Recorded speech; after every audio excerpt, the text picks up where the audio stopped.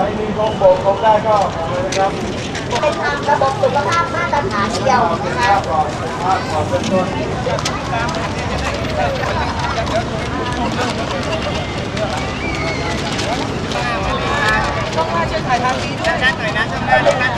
มากันครบเลยนะครับทดสอบเสียงตกลงใครซื้อน้ำช่วยซื้อมาเปิดได้นะครับ เป็นเรื่องที่เราลืมจัดการระหว่างนี้คุยไปก่อนด้วยก็ดีครับจะว่าการอะไรเด็กเอาเงินที่ไหนตั้งแม่ตั้งลูกตั้งชื่อกันทำงานเนี่ยตั้งแม่ตั้งลูกนี่ลูกมาคนจะอยู่แถวหลังแถวหลังมายืนเรียงใครที่อยู่แถวหลังครับโผล่หน้าออกมาให้หมดเลยนะครับมา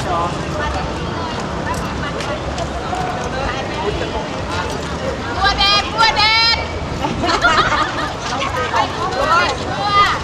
ต้องเจ็บถ่ายผมด้วยก็บอกไม่กลัวแดงนะ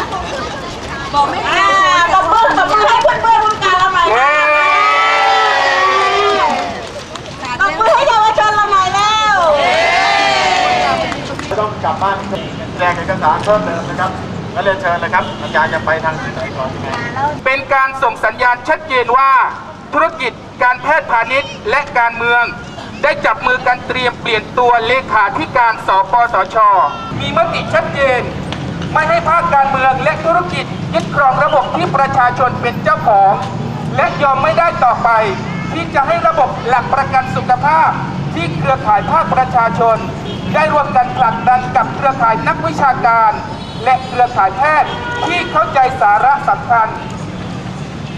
กลุ่มคนรักประกันสุขภาพภาคใต้จึงขอแถลงการร่วมกันว่าข้อที่ 1 เครือข่ายคนรักหลักประกันสุขภาพภาคใต้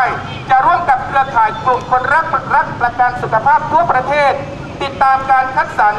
เลขาธิการสปสช.ให้ได้คนที่เหมาะสมโปร่งใสตรวจสอบได้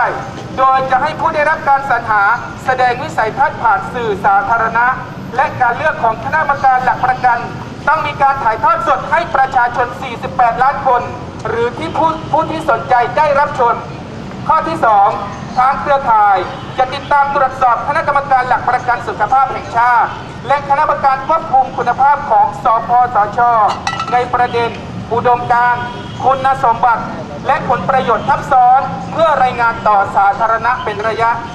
ประการที่ 3 ทางเครือข่ายขอคัดค้านการกลับมาเก็บ 30 บาทเพราะเป็นเพียงการนำเครื่องหมายการค้าของพรรคการเมืองกลับมาโดยไม่มีเจตนาที่แท้จริงในการพัฒนาระบบหลักประกันสุขภาพและไม่มีประโยชน์ในทางปฏิบัติข้อที่ 4 เราทราบดีว่าการต่อสู้ครั้งนี้เป็นความยากลำบากเนื่องจากเป็นการร่วมกันระหว่างอำนาจทุนและการเมืองจึงขอเรียกร้องให้ประชาชนได้ร่วมกันติดตามจับตาตรวจสอบและพิสูจน์ความจริงของทุกฝ่ายที่ให้ข้อมูลขณะนี้